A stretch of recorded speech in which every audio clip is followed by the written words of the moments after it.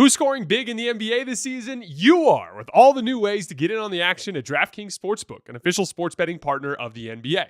From monster slams to dishing the rock to cleaning the glass, get behind your favorite players and the prop bets you can make on DraftKings, the home of NBA player props. Ready to place your first bet? Try betting on something simple like picking how many points your favorite player will have. Go to the DraftKings Sportsbook app and make your pick. Right now, the Oklahoma City Thunder have supplanted the Boston Celtics as the favorites to win the title on DraftKings at plus 225, with the Celtics right behind them at plus 235. First time, here's something special just for you. New DraftKings customers bet $5 to get $150 in bonus bets instantly. Take it to the rack with DraftKings Sportsbook. Every point counts. Download the DraftKings Sportsbook app and use code HOOPS. That's HOOPS. That's code HOOPS for new customers to get $150 in bonus bets when you bet just $5. Only on DraftKings. The crown is yours.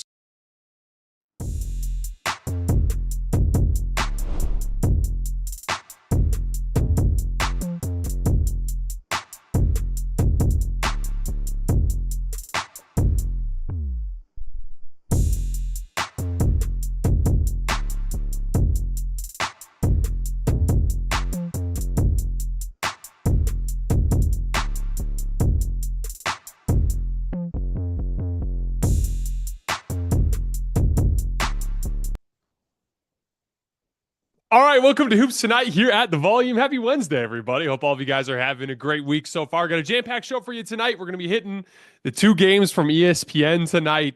Is the Lakers end up kind of blowing out the Nuggets until the end of the bench guys come in and make it close at the end as the Lakers get a big win against the Denver Nuggets, who sat out Jamal Murray and Nikola Jokic in this one. We also have our course correction segment that we're going to do like we do every single week. I want to talk a little bit about Kawhi Leonard. And then the third segment of the show today, we're going to be hitting Cade Cunningham and the second 25-point triple-double of his career against the Miami Heat, capping it off with a buzzer-beating, well, I guess not quite a buzzer-beater, but a game winner against the Miami Heat off the glass. And then at the tail end of the show, we're going to try something new tonight. We're going to have Jackson come on the stream, and we're going to answer some questions from the live mailbag. So you got to be subscribed to the channel, but subscribe to the channel, drop questions in the chat, and we're going to hit some mailbag questions at the tail end of the show. You guys know the drill. Before we get started, subscribe to the Hoops Tonight YouTube channel so you don't miss any more of our videos. Follow me on Twitter at _JasonLT so you guys don't miss show announcements. Don't forget about our podcast feed. Wherever you get your podcasts under Hoops Tonight. It's also super helpful if you leave a rating and a review on that front. We also have brand new social media feeds on Twitter, Instagram, and Facebook, where Jackson's been doing great work for us in the video, cutting up some video and adding stuff to that content, so you guys can follow us there. And then last but not least, keep dropping mailbag questions in YouTube comments so we can hit them in our regular mailbags weekly throughout the rest of the season. All right, let's talk some basketball. So I'm not going to spend too much time on this particular game because I do want to kind of get to the mailbag as this game wasn't particularly interesting with all the guys that were out. But I did think that there were some things that were at least somewhat translatable to what we're going to see when we get into the postseason if these two teams were to face each other. Now, the Nuggets decide to sit Jamal Murray and Nikola Jokic. We don't really have much of a theory or much in the way of reporting on what's going on that front, except for there's a couple of ankle injuries that they're dealing with. I also think that Mike Malone probably just looked at him and was like, we're not playing good basketball right now, and you guys look banged up, so I'd rather have you guys take a little bit of time off and come back, and then let's hit this thing hard and try to sharpen up some details before we get into the postseason. But it ended up being the same group that upset Golden State Warriors the other night, trying to win on the road in LA, and it was kind of the same issue that happened when Jamal Murray and Nikola Jokic played back in Denver, which is that the Nuggets can't guard the Lakers. And that really is one of the fundamental concepts that I go into any matchup with the Lakers and Nuggets if they were to face each other in the postseason. Like, I also don't know if the Lakers are going to be able to guard the Nuggets. But it feels pretty certain to me at this point that whether it's Jokic coming up to the level in pick and roll scheme, whether it's him dropping back, whether it's the small ball groups that they'll have out there when Jokic is off the floor, there's not a defender on the Nuggets roster that makes Luka Doncic feel uncomfortable one-on-one, and they're not a great defensive rotation team to be able to clean stuff up on the back end. Like, if you're going to be able to have a strong defensive foundation, you better be good at something. You better be an elite perimeter defense or an elite rim protection defense or an elite in rotation defense in terms of closing off gaps and being attached and communicating through defensive rotations. And they're just not good at any of those things. And, we know that they can be. We've seen them in times past be able to put together a coherent defense. But one of the things that concerns me is NBA history tells us that if you practice being a bad defense all season, you're probably going to be a bad defense when it matters. Generally speaking, you fall back on your habits when you run into adversity. And that's why it's so important for you to make a habit out of doing all the right things, because when the shit hits the fan and the chips are down and it's time to play must-win basketball, your habits are what carry you in those situations. A lot of the variance is out of your control. But if you're a habitually good defense, if you're a habitually good attention to detail type of team, you can make up that ground. And so that would be my main concern. But there's just these nuggets, I should say these nuggets with the nuggets that I see that kind of keep me from getting off the train entirely, because it's like, that they've been a very good fourth quarter defense this year, which is a strong indicator of them tightening things up when they need to. We've seen Aaron Gordon, Nikola Jokic, Michael Porter Jr., Jamal Murray, and an athletic defensive-minded guard be able to get stops in the postseason. But again, it's just, I look back through NBA history, and the teams that kind of cut corners in the regular season and hoist the trophy are the KD Steph Warriors in like 2018, or the Shaq Kobe Lakers, or, like teams that are overwhelmingly talented, and they present that advantage that buys them so much margin for error that they can get away with that sort of play when they get up in those situations. But again, like I even above and beyond anything having to do with their sharpness, there are clear personnel limitations for them in this specific matchup. And it all comes down to Luka Doncic. There were advantages that the Lakers had in this matchup on offense before Luka. We saw that last year with them just picking apart the Nuggets in pick and roll, and AD doing a lot of one-on-one damage with Jokic. But Mike Malone was able to reconfigure matchups, right? Okay, well, let's put KCP on LeBron. Let's put Aaron Gordon on Anthony Davis. And let's put Nikola Jokic on Rui Hachimura. Let's reconfigure the matchups. And they were able to get enough stops to win some key games in that series and overcome the fact that the Lakers had a lead for most of that series. With Luka Doncic, they don't have that same flexibility. The issue that you saw tonight is exacerbated when LeBron and Rui Hachimura come back to the table. It's exacerbated when Nikola Jokic comes back into the equation, because it's going to be them with Luka bringing Jokic up to the level over and over and over again and triggering the 4-on-3s. And the other four players on the floor are going to be some combination of LeBron James, Rui Hachimura, Austin Reaves, Jackson Hayes rolling to the rim, Dorian Finney-Smith spotting up in the corner, Gabe Vincent spotting up in the corner on the wing. They just have the ability to spread the Nuggets out and pick them apart for wide open shots. Now, where it gets complicated is on the other end of the floor. As we saw in the matchup that they won when they were in Denver, the Lakers did a lot of damage by denying, by funneling towards the sideline, doubling from the baseline. The denial worked in limiting a lot of Jokic's touches, forcing his touches to be further away from the basket. And then they had a plan for how to handle it with help. Now, the way that Denver countered that is they generated these wide open catch and shoot threes for guys like Aaron Gordon, Russell Westbrook, Christian Brown, and they were hitting. That's, the one big thing that's been screaming off the screen as you watch the Nuggets as a positive over the course of the last couple of weeks is Aaron Gordon is shooting the living shit out of the basketball. And I love I love the bit that Tim Legler was talking about, how he went up to Aaron Gordon and specifically discussed, like, why are you shooting the ball so well? And Aaron just started talking about how he's just at his home gym, just shooting over and over and over and over and over again. Because, like, that's literally what it takes, guys. You kids out there that are still playing in high school, that are trying to make it into your rotation on a college team or whatever it is, if you think that you're going to be able to make shots without literally taking hundreds and hundreds and hundreds of shots every single week, you're never going to get there. There is no cutting that corner. There's no way to get from point A to point B, with point A being you being a lesser shooter and point B being you being a better shooter, without taking hundreds and hundreds of shots. And so what you saw there was a lot of reps where, like, Jackson Hayes would end up on Aaron Gordon. And if Jackson Hayes is on Aaron Gordon, he has this tendency to want to help in the paint. It's not just Jackson Hayes. As a four-man, Aaron Gordon's going to draw a defender that gets a lot of low man responsibilities. The low man has an instinctual desire to help at the basket because that's how it works in the defensive scheme. Aaron Gordon's going to get some wide open looks, and him knocking them down at the rate that he's been knocking them down is going to allow Denver to score. And so as I look at the matchup between these two teams in a playoff series, I feel relatively certain that the Lakers are going to be able to consistently generate great shots. I feel like the Lakers have a chance to at least tilt Denver's offense towards shot attempts for certain types of players. The problem is, if those guys hit them the way that they've been hitting them, it could end up being a situation where we have one hell of a shootout type of series between these two types of teams. But again, we've only seen one matchup between these two teams at relatively full strength in the game in Denver, and so it's hard for me to take too much from anything that we've seen to this point, but it sure would be fun to watch these two teams play against each other. And I think the shootout part of it would be real. It would be an interesting kind of like who could score more points in terms of this open shot generating contest between the two teams. And just there's not going to be a whole lot of rock fight sequences where they score 10 points in 10 minutes or anything along those lines. These two teams are going to be able to score on each other. Luka shot making continues to make incredible leaps. He had 20 points in the first quarter of this game.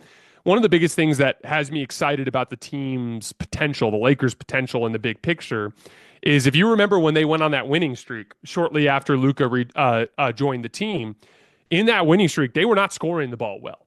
In the game against Denver, they scored the ball well because Denver's defense is terrible, and it's a terrible matchup for them because of their ability to skip the ball over the top and generate 4-on-3s. But a lot of teams made the Lakers struggle to score over that stretch with switching, physical ball pressure, blitzing Luka, and the Lakers struggling to handle it a little bit. And there are a couple of key things that have started to come to the surface. One, Luka's overall shot making. The Luka Doncic that was playing with LeBron James before he got hurt, the one that went on that massive win streak, that Luka Doncic is not the same guy anymore. He is a red-hot scorer right now. The advantage of LeBron being out the way he did, it gave Luka a ton of repetition for him to round out some of the elements of his skill set and to build his rhythm. LeBron and Rui are going to be coming back to a team that has substantially more offensive firepower. It also gave them, the second piece of it is they get a lot more repetition in terms of handling blitzes, something they struggled with early on in the Luka experience, but they're starting to get better and better at. That's what makes me so excited about this team in the big picture. You get LeBron James and Rui back in here. Those are your backline guys. How often tonight did you see the Lakers look unathletic in transition? How often tonight did you see the Lakers give up dribble penetration and struggle to help at the rim on the backline? Their forwards are out, or at least their starting forwards are out. And so getting LeBron James and Rui Hachimura, basically 500 pounds of big, strong athlete out there, is going to go a long way towards cleaning up some of their issues in help side defense and on the glass.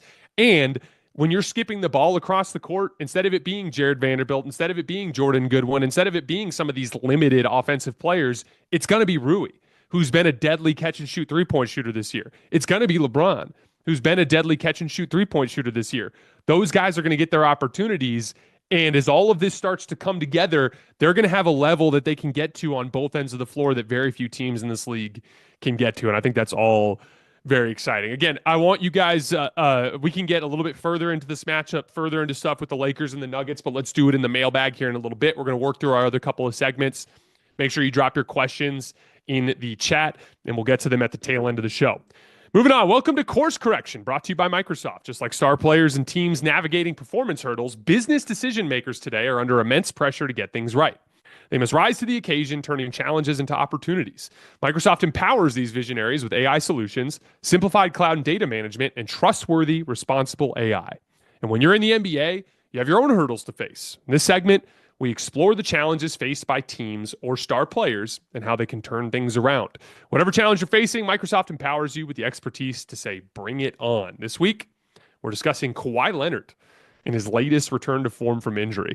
Kawhi looked fantastic in the win against the Cavs last night. We did a full breakdown of it this morning. You guys can find it a little bit further back on our feed. He had 33, 7, and 4 with 4 steals. He looked athletic. He was 5 of 6 from 3. I think he was 12 for 19 from the field. Super efficient. Again, we spent a good amount of time on it this morning, especially talking about how strong his base looks. His legs look strong. He's the dead giveaway for Kawhi being Kawhi is he starts to dislodge dudes from their base when he makes those aggressive moves into the short to mid-range, and then he's the guy that's getting great lift and easily knocking down jump shots in that short to mid-range. I'm just amazed because of how many times we've been in this cycle with Kawhi. From the knee tendinopathy issue that he had with San Antonio that led to his departure there, the 2021 knee injury that took him out for 2 seasons, the 2023 knee injury that took him out of the playoffs, the 2024 knee injury that took him out of the playoffs. This is literally the 4th time that he's had season-ending injury come into the equation and that he's been able to recover and look like himself. Now, again, for us as fans and for like the Clippers front office or for whoever Kawhi ends up playing for the rest of his career, there are certain realities that have to be factored in terms of his reliability. But that doesn't change the fact that Kawhi just keeps on coming back. And that's the amazing part to me. Can you imagine how discouraging it would be to ride the roller coaster he's been riding the last 7 years, repeatedly working his ass off behind the scenes to get back in shape, getting there, being within striking distance of his ultimate goals, only for it all to come crashing down again? Imagine last year in the Dallas series, after what was a game 3, when he came out of the game early. After yet another season of working his ass off to get back into form, they looked like a bona fide championship contender. Remember, they lost their first 6 games or whatever it was with James Harden, and then they just started kicking everybody's ass for months. We were talking about them as a bona fide top-tier championship contender, only for him to break down again and lose.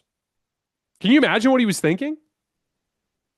I wonder how often the idea of retirement has come up for him mentally.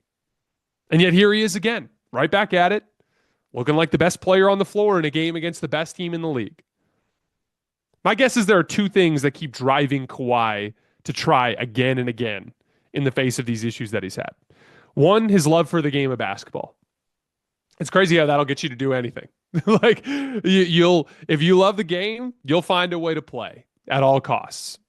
And then 2, the simple fact that it only takes one opportunity, one stretch of things going his way for him to get what he wants. One season of him actually holding up until June for him to have a chance to hoist the trophy again. And if he does, that accomplishment lasts forever.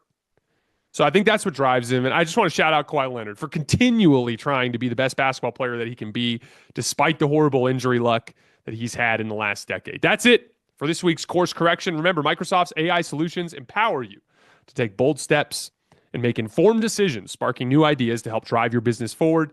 With Microsoft as your trusted partner, you can navigate your journey with confidence, finding innovative solutions and reaching new possibilities. Visit Microsoft.com/challengers to learn more. All right, we're going to talk Pistons Heat for a little bit, and then we'll get into our mailbag. Don't forget to keep dropping those questions in the chat. So the Pistons going to come from behind winning on the road in Miami. Cade got off to a rough shooting start. I think he was 2 for his first 9, if I remember correctly. But he got going eventually, and he just has a lot of size advantage that he could work against in this matchup. He had a couple of these like left shoulder hooks that he hit against Haywood Highsmith and Jaime Jaquez, where he just kind of like slowly and methodically backed them down into a range that he felt comfortable, hit him one more time to dislodge that base, and then just use that momentum to flow into like these easy, breezy left shoulder hooks. And it was just a reminder of how good this guy can be in the big picture as he gets better and better at replicating that easy stuff. Again, that's the thing with younger players.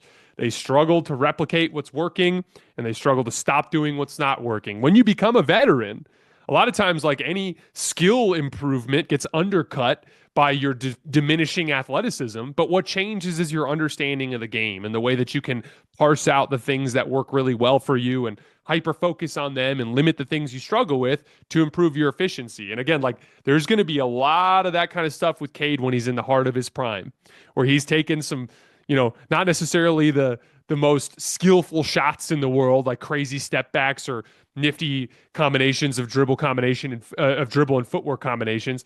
But he's going to have a lot of these easy breezy shots because he's 6'8", he's big and strong, and he can get to wherever he wants on the floor. He did a lot of great work putting defenders in jail in this game. He had a fun, again, whenever we talk about putting defenders in jail, all that is when you get an angle on a player, whether it's in transition, whether it's in an ISO, whether it's in a post-up situation, whether it's in a pick and roll, whatever it is, when you get the defender onto your hip or your backside, when you slow down and you basically reverse post up, meaning you're posting up, but instead of trying to back the dude down, you're leading him forward while trapping him in a position on your body that you feel comfortable with. And you have an open lane in front of you, which forces the defense to make a decision. He had a fun one in the fourth quarter where he pump faked like 4 or 5 times while dudes are just flying around about him. And he hit like a little casual 6-foot fadeaway over the top. He's getting really good at using his size in transition as an opportunity to get that easy angle. Like he'll look up at the rim with the ball in his right hand and he'll just like do that push cross and drop his right shoulder and he'll take an aggressive dribble and then the defender's on his side. And he'll get that advantage at like 25 feet. And then just like he does in a ball screen, he'll just work his way downhill. If no one stops him, he'll go all the way to the front of the rim. If not, he'll just kind of wait for the defense to react. And again, when he gets into those situations, that's where the similarities to Luka are like jarring for me. Because there's a dynamic that takes place when he gets the defender on his hip or on his back. He slows way the hell down. He can get painfully slow sometimes on his drive in that sort of position when he's got the defender pinned. And I say painfully for the defense. Dribble penetration makes help defenders make decisions. Him slowing down is what allows those openings to fully form. While he's going slow, defenders are flying and they're making decisions and they're fully committing to whatever defensive read they make. That allows him to allow the play to develop so that he can find the read and make it. And from there, he just has his reads down pat. Every one of his teammates know where to be. Tim Hardaway and Malik Beasley know that if Cade throws him the ball in a kick ahead in transition or a kick out in a ball screen, even if the closeout is there, he wants them to shoot it. He's rifling it to them because he knows they're good contested three-point shooters. He wants them to take it. He got a dunk for Jalen Duren in the second half when he got blitzed around the right elbow and Miami forgot to tag the roller, just elevated and rifled a pass to Jalen Duren. Easy dunk. It actually might have been Isaiah Stewart. I can't even remember who was in the game at that point. He's developing this really fun chemistry with Asar Thompson, too. He generated 3 dunks for him off of cuts in various situations. I talked about this concept with Jonathan Kuminga a couple days ago, but the idea of runways. You know, we always think about help side defense as an opportunity to get a wide open catch and shoot 3, but the same exact thing happens for an athlete in a different way, in the form of a runway appearing. So you can imagine if you're in the corner and the ball gets skipped to you and your helper, the guy who's guarding you, steps into the paint, you think of it as this wide open catch and shoot 3. But if you read it before the pass and the defender steps up, all of a sudden there's like 25 feet of space or 22 feet of space between you and the corner and the front of the rim with nobody standing there. And that's an opportunity for an athlete to get a running start. And Asar is just finding those runways in 2 different spots along the baseline when he's in the corner, but he also got one off of Cade's drive swooping in from behind along the wing. This is where Cade slowing down is an advantage. He slows down, the play develops, everyone kind of coalesces around him. Asar finds an opening and just zooms in from behind. He drops him off. It doesn't matter if there's congestion in the paint. Asar is such a freak athlete. Once he gets ahead of steam like that, no one's jumping with him. No one's stopping him there. Again, he got 3 dunks tonight on cuts off of Cade drives. And then, of course, Cade tops it all off by stealing victory from defeat with a couple of threes down the stretch. There was a missed 3 from Malik Beasley on the right wing. Jalen Duren just buries Kel'el Ware right under the rim. And by the way, Kel'el was rough down the stretch of this game. He didn't really understand what he was doing around the rim. He gave up that key offensive rebound. He had another weird play where he tried like a corn test, you know, the Luke Cornett, like jump up and just clap from underneath the basket. He tried one of those on a post move where he had no chance to block the shot. And thanks to him leaving his feet, he was not in position to get the defensive rebound, and someone just swooped in right behind him and got the offensive rebound put back. I'm like, what are you doing, dude? But the Heat look really bad. We're going to talk about that in a minute. That's an entirely separate issue. But anyway, Duren gets the offensive rebound, pitches it out to Cade. He hits a 3 to put the Pistons up 2. Then Tyler Herro ties the game, drawing a foul on Jalen Duren. And that really is the next step for Jalen Duren and his development. He's got to learn how to defend on the perimeter. You got switched on to a guard. Your job at that point, depending on the game plan, whatever the coach tells you, is, you know, if he's an elite jump shooter, let's say it's Steph Curry, your job is to play up on the jump shot and funnel him in a direction where you have planned help. If it's a guy that you're less worried about him making a pull-up jump shot, then it's about containment. And from there, you don't need to block the jump shot. No one's asking you to block the jump shot. They're asking you to contest the jump shot. They want you to at least make the guy make a contested shot. If Tyler Herro hits a contested 17-footer off the bounce there, you kind of have to live with that. Leaving your feet trying to block the shot allowed Tyler Herro to get 2 free throws, which he's going to make. And again, that's just the stuff that he's got to work on in his development. You put your hand up, you live with the results in those situations instead of jumping out of your shoes. Guards are always going to go for fakes against a big man in space. Because once big dudes start moving one way or the other or leave their feet, they're so big that it's hard for them to change direction and regain control of their body. Once they get you to lunge one way or to leave their feet, that's where the quickness comes in for the guard, and they're going right around you. That's why it's about positional defense, staying disciplined, doing what the game plan needs from you in that sort of situation. He'll get better in time. He just needs reps. It would do Jalen a lot of good to this summer to start showing up to some workouts with some perimeter NBA players and just ask to guard and be like, oh, you guys are doing ones. Let me hop in and just get reps guarding you guys one-on-one, because that's the kind of thing that'll help him when it comes to defending out on the perimeter. But anyway, Herro ties it, and then Cade ends up banking in the pull-up 3 over Bam at the buzzer. Really high degree of difficulty shot, but he got it up over the contest. And again, when you shoot it right there at the top of the key, you can afford to miss long. You missed long, but went right in off the back of the rim, or off the backboard. Cade finished with 25, 12, and 11. It's his 9th triple-double of the season. His second 25-point triple-double of his career. The Pistons are fun, man. They have so many fun subplots. Like, I don't really know what to think of Ron Holland yet, because I don't know what he'll become offensively, but he had a really fun stretch of this game where he just ball pressured the hell out of Alec Burks in the second half, and you could see him really becoming a defensive weapon sooner than later. He was plus 11 in 12 minutes. Malik Beasley hasn't just been one of the best three-point shooters in the league this year. He's shown some really impressive scoring chops, like hitting tough shots off of different bits of footwork and ball handling over great contests, doing excellent work off the bounce. He's shooting 38% on off-the-dribble jump shots this year. Weighted for threes, he's getting over a point per shot. He's having a wonderful scoring season. Tobias Harris is having a great season and really coming around as a secondary shot creator for them after the Jaden Ivey injury.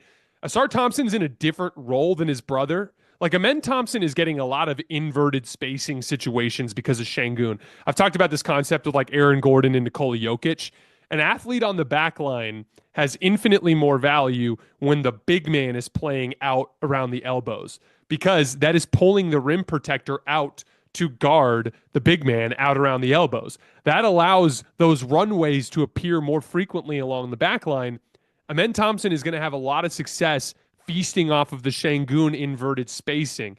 With the Detroit Pistons, they don't have that type of inverted spacing, so those opportunities are fewer and further between for Asar, but you can still see some similar flashes of his vertical spacing ability, of the wrecking ball that he can be on defense, just like Amen Thompson can be. He ran some ball screen action of his own in the second half of this game with Jalen Duren. He got a good downhill rep against Kel'el Ware where he caved his chest in and got an easy little left-handed layup right at the front of the rim. Again, the Pistons are just fun. And now they're only one game back of Indiana in the standings for the 4 seed and potentially home court in the first round. That said, they do have a very tough remaining schedule. The remaining schedule combined opponent win percentage is over 55%. So I think they're probably headed for that 6 seed in a first round series against the Knicks, unless obviously some things go differently. That said, like we've talked about in the past, I think the Pistons might actually match up better with New York than they do with Indiana or Milwaukee. So that would be a really fun first round series, and I guess we'll see when the time comes. But I thought like the most interesting story of that game was just how lifeless the Miami Heat looked. They've lost 9 in a row, but that's underselling the situation. They're just 4-16 in their last 20 games. I mean, can you remember a worse stretch under Eric Spoelstra? I can't. At least not in these serious years over the last half decade. They're 28th in offense in that span, 17th in defense. And the scary part is when you watch them, they literally look like a team that's let go of the rope, that's not believing in what they're doing, that's given up. One of the strangest Heat games I've watched in a long time in terms of process, just because I'm so used to the Heat being the sharp effort and execution team. Hashtag Heat culture. They brought out their zone to start the fourth quarter, and they immediately gave up a easy driving scoop shot foul on Dennis Schroeder because Bam was kind of asleep on his backline and didn't make a rotation. They gave up a dunk to Tobias Harris in crunch time. It was a 3-point game with 5 minutes left. And Tobias Harris was just standing on the left wing, completely unguarded. Cade just threw him the ball. He drove down the lane and dunked it. You know how bad of a transition defensive possession that is for it to be like a semi-transition? Like we're back on defense. We're not guarding Tobias and no one's helping at the rim. That's beyond sloppy. That's very un-Miami Heat like. Just asleep at the wheel. But again, the offense was what I found super bizarre. What used to be a sophisticated system of ball and player movement has degraded to what looks like a pickup game a lot of the time. They have these weird possessions where they just let Davion Mitchell dribble the ball up the court and play like one-on-one off the wing like he's Ja Morant trying to initiate offense. Like, I don't understand it. They have these super ugly Bam Adebayo possessions where he's just facing up in a triple threat and everyone's just kind of standing around. And then suddenly with 3 seconds left after he's done nothing, he'll either throw some BS up or he'll turn and run a last second DHO with Duncan Robinson.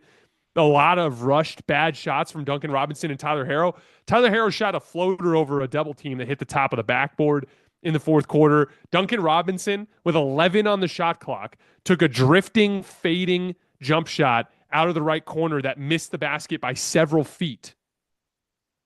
There's no point in even discussing anything further with this team because they look like they aren't even competing. Most of these plays I'm discussing took place in a close game in the fourth quarter. It's just bizarre. And the scariest thing is there isn't any upside to this situation. Harrow's having the best season of his career, and he looks like he's not good enough.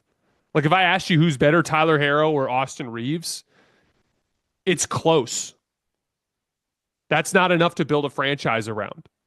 If you're waiting on Bam Adebayo to develop on offense, he's 27 years old. I'm not sure that's ever going to happen. Kello Ware has some tools, but he's super raw and mistake prone, like most young players. He certainly doesn't look like a franchise-altering talent. And yeah, they have some scrappy role player dudes, but they're useless without the star talent. I don't know what saves this situation. It's definitely bleak times for Heat fans, for sure. All right, so about a month ago, we got a new producer for our show, Jackson Saffon. He's been doing incredible work for us, adding film. You guys are always in the comments telling us how much you desperately want film in the show, and Jackson's been fighting the good fight behind the scenes, trying to add film whenever he can. We're going to hit about 15 minutes or so of questions from the chat. Jackson is one of my favorite people to talk basketball with. He's going to come on and help us answer some of these questions. All right, Jackson, what do we got so far? What's going on, Jason? Thank you for the warm intro. And what's up to the Hoops Tonight listeners? First, everyone just keep dropping your questions in the YouTube chat, and I will pick the best ones. But first is from Eric. Let's see here. While I think the most of the recent play and playoff exits are due to injury, how long can Giannis be largely out of the NBA title picture until he isn't a consensus top 3 player in the world?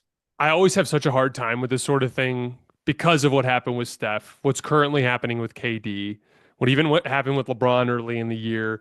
And those players aren't even close to the athletic prime that Giannis is still in. I think that playing bad basketball and losing games is super discouraging. And I think it's starting to wear on him a little bit. He's not playing well. I talked about this in my show this morning. His 3 worst field goal percentage games of the entire season took place in the last week. So, like, you can tell he's starting to kind of get a little frustrated or at least be banged up or missing that extra bit of exertion. But, like, I mean, I don't know about you, Jackson. I have a feeling the Bucks, if they lose in disappointing fashion this summer, that this whole thing's blowing up. Don't you think? Oh, for sure. It didn't feel like they got a fair shake on their year one of the Dame experience because of the injuries. But this year, assuming they're healthy, if they don't get past the second round, it's like, what are we doing all this for? They can't score. It's the craziest thing.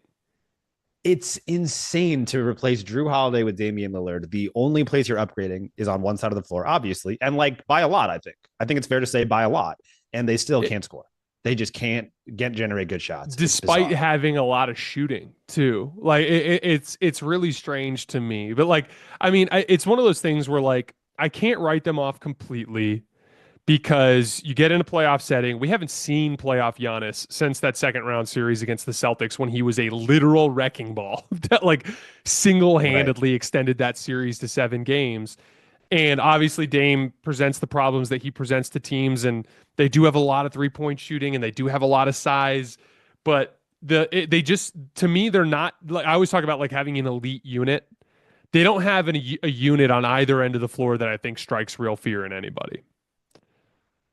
Yeah, and to your point about Giannis, I was talking about this with some friends the other day, like teams that have the capability to win the title this year. And I think you still have to include the Bucks in that list because of Giannis could just turn into a superhero for 2 months and take them all the way there. But so because of that, it's hard to really write them off, but they haven't looked very good at really much of anything. Like, I mean, they're good, they're fine, they're like a fine basketball team, but they haven't looked elite at anything. They're really big. And I think that will give them They're really big. the ability to present some problems if they get a favorable matchup here or there. They've weirdly been good against the Celtics for the last couple of years. Like they've had some big wins there, but yeah, like so a lot of that stuff was schedule related too. So it's hard for me to say. Here's the thing: NBA history tells us that the Bucks don't win. So do with that information what you will. Right. Anyway. Right. All right. Next one, because you mentioned the Celtics and because I am a Celtics fan, we'll go from Chris. Do you think Boston's 3-point obsession will come back to haunt them in the playoffs this year? I literally don't care about 3-point volume. I care about shot quality. Like that is the only thing that matters to me. Like if you are generating wide open catch and shoot threes as the Boston Celtics, you're going to win the title. Like if they generate wide open catch and shoot threes in every round, they're going to win. To me, if they lost, it would manifest as Tatum and Brown missing a lot of really tough pull-up jump shots and these ugly possessions where they only pass the ball around the perimeter and they take like kind of semi-contested, good, not great types of threes. That's when they get into their cold spells, is when you have these extended stretches where they're getting good shots that we know the Celtics can make, but they're not the kind of shots that they won the title with last year. The shots they won the title with last year was when they would beat Luka Doncic off the dribble, pass. Suddenly it's a wide open catch and shoot three off of a paint touch. That's when they're at their best. But I don't think like them missing a bunch of easy catch and shoot threes is how they lose. Yeah, I agree. I mean, I think and that's how I appreciate that's how Joe Mazzulla talks about it too. It's not just about pure volume, although that is part of the the math equation, but it's all about process. And he's like, if it's a good three, we could take 100 of them. Like if it's a high quality catch and shoot look, I would take one every single possession. And that's how I feel too. It's less about the make or the miss, even though ultimately that's sort of what decides it. But from a process standpoint, I think it's been a little shakier. Ultimately, I mean, you've talked about this on the show a couple of times recently about how Jaylen Brown and Drew Holiday are not shooting as well. Just straight up, they are not shooting as well. Whatever kind of look you want to make it, they're not shooting as well. And so if they continue to shoot in the low 30s, I mean, it's going to maybe potentially create some problems. But from a process standpoint, it's hard to be too upset about. Well, and even I don't think they'll lose because Drew and Jaylen miss a ton of wide open threes. Right. I think they'll lose if Drew and Jaylen miss a bunch of contested mediocre threes because they didn't trust their process. Right. Like I was at as I've told you guys, we had a death in the family about a month ago, and we had an event today about that. And so I got to hang out a little bit with my wife's former high school coach, and we were just kind of talking like big picture basketball stuff because he's coaching somewhere else right now, and I'm coaching some high school, and he was kind of an old school dude. And he was like, yeah, like, I like to see more mid range. Everyone's, focusing on the layups and the threes. And, I kind of got into like this philosophical conversation with him about like shot quality and process. And like, honestly, it's really simple to me. The goal of every possession should be to get a wide open layup or a catch and shoot three. That should be the goal. And I should say a wide open layup or a wide open catch and shoot three. That's what you're trying to do every single time down the floor. And if you generate 100 of them, great, you're going to win and you're going to score 150 points.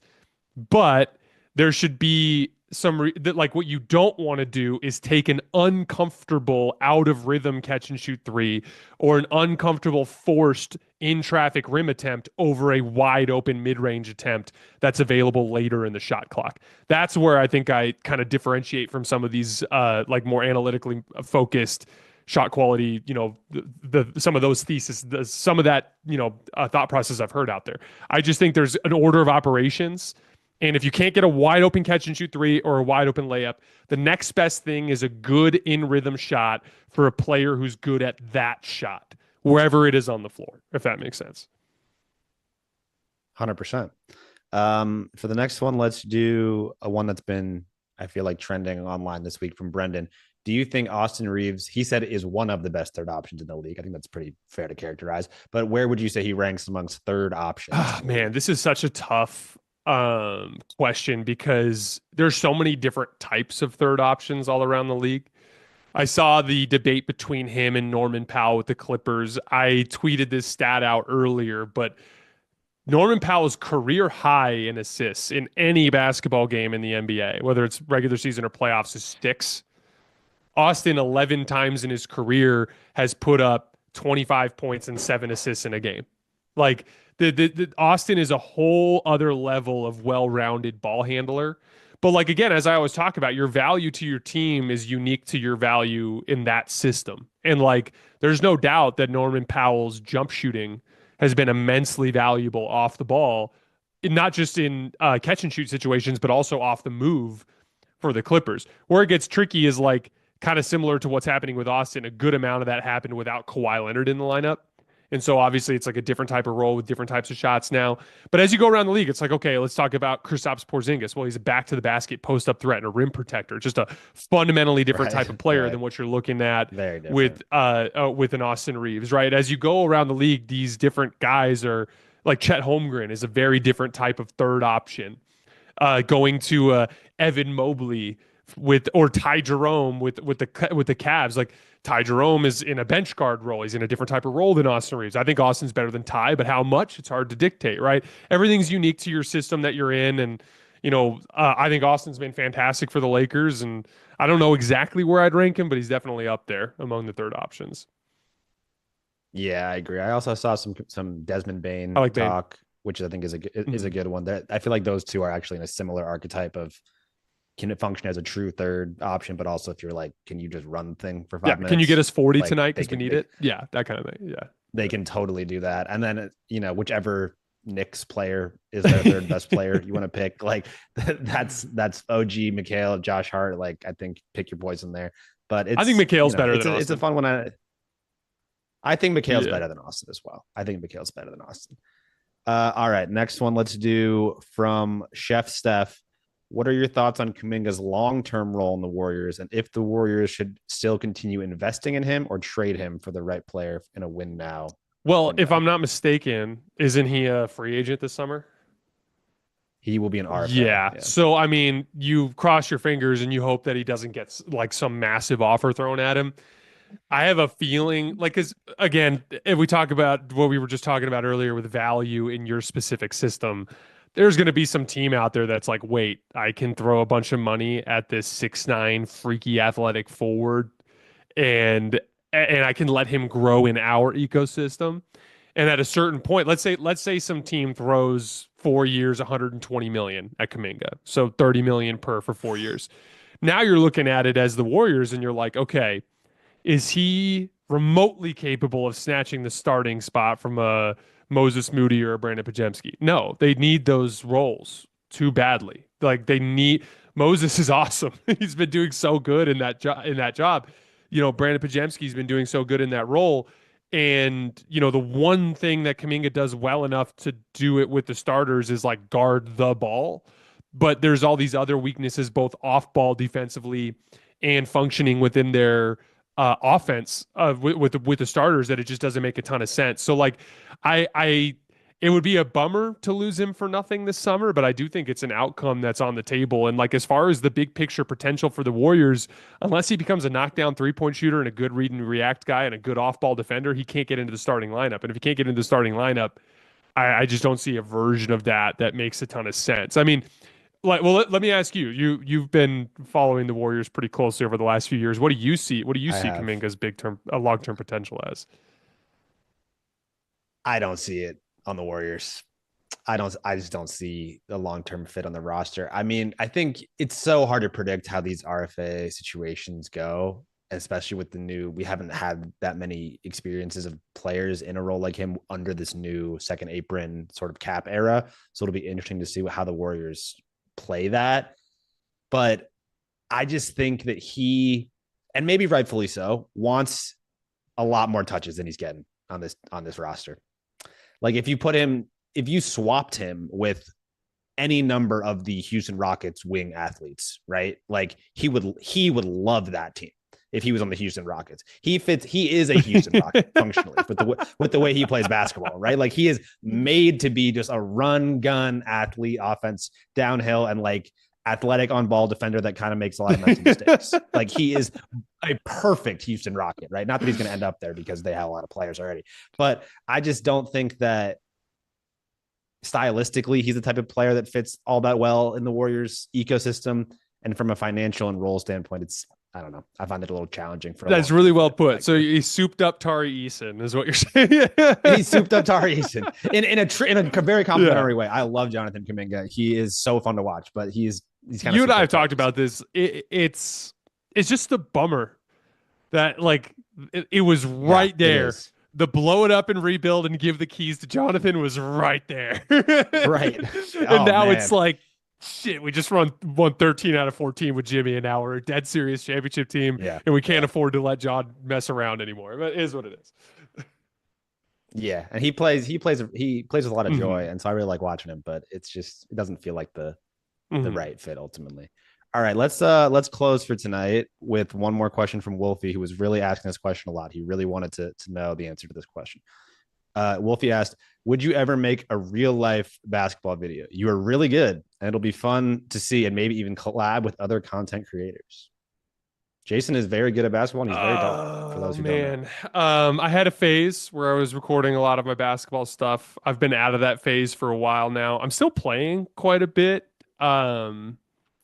But it's more just like I've just been so inundated with other stuff that I've been kind of away from some of that. Maybe this summer I'll try to get into it. Logan is our head of content here at The Volume. He called me about 2 months ago and wanted to kind of explore the idea of doing some on-court stuff. I would imagine that we'll eventually do some stuff, but it's just, as you and I know, Jackson, we're so geared up for the playoffs right now. It just hasn't been something that I've been really seriously considering, but I'll try to make some time before the end of this calendar year to get some more video content around me playing. But again, it's not I'm a good basketball player, but I'm not an NBA player. So like if you care to watch, it's just because you're a fan of the show and you want to see me play, which I appreciate. I appreciate the support on that level. 100%. All right, Jackson, that was fun. All right, guys, that's all we have for tonight. As always, I sincerely appreciate you guys for supporting me and supporting the show. We have some breakouts from tonight's show that'll be coming out over the course of the next couple of days. I'm actually traveling. I didn't think this trip was going to happen in light of the what happened a few weeks ago, but we are actually doing one more ski trip. So I'm leaving to go to Idaho tomorrow, and I will be back on Monday night. And then one more kind of funky week because I go to see Dead & Company next week in Vegas. But Jackson and I have already made a plan to record a bunch of content during the 2.5 days that I'm in town so that we'll still have stuff running on the show. And it kind of coincides nicely with the NCAA tournament. There's no national TV games on. The NBA chilled out on the schedule and gave us a bunch of lighter ones. So we're going to take one last little kind of relatively light stretch here over the course of the next week and a half. And then once we get into April, it's go time for 3 straight months of just absolute chaos in basketball. So we're looking forward to it. Again, we appreciate you guys for rocking with us, and we will see you on Tuesday.